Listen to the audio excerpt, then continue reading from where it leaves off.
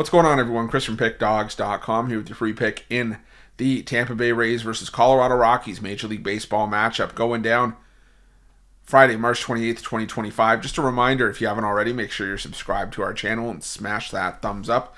If you're looking for my best bets, the games that I love, head to Pickdawgz.com. Click the Premium Picks tab at the top of the page. It's a great time to jump on board. We have a lot of action lined up this week. The college hoops card, marks the end of the Sweet 16 on Friday as we move into the Elite 8 on Saturday. We've got the NBA, we've got the NHL, and this weekend, as we're going to be talking about here, we've got MLB opening weekend action as well. So make sure that you jump on board. Remember to use the promo code PICK at checkout for 15% off your purchase. We've also got products for those who make big bets and for those with big bankrolls, those looking for more of a VIP experience, where you're going to get things like late alert plays closer to game time, where we're going to track line movement for you, try to get you the best possible number compared to the closing line. So if that sounds like something that you're interested in, text the number on the screen for more information, even if it's just to find out if it's right for you.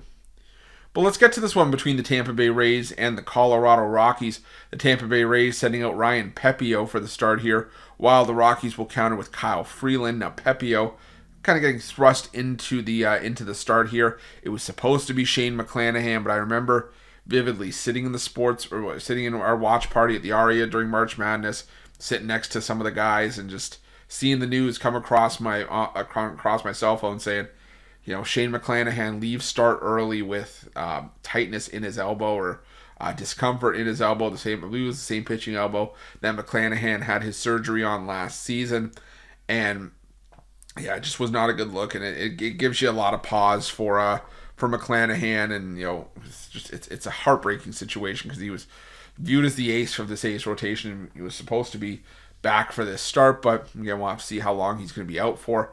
But now, like I said, thrust Ryan Pepiot into the starting role, and Pepiot in a position where, last year he made 130 innings of work, 3.60 ERA, saw a lot of starters action, but he wasn't going overly deep into games. Now, this is a Rays team that did have a decent bullpen, but the thing is that it's not the Rays bullpen of old that, was throwing out openers and bullpen games left and right. They still had a 3.73 staff ERA at season's end last year. It was top 10 in baseball.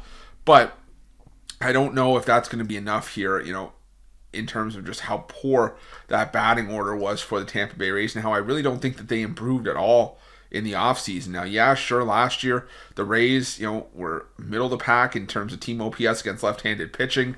They were hitting 248 against lefties, and they get a matchup here against Kyle Freeland, a pitcher that's one of the very few, or a very rare breed, a pitcher that actually pitches better at Coors Field, hitter-friendly Coors Field, than he does on the road, and last year had a 5.24 ERA.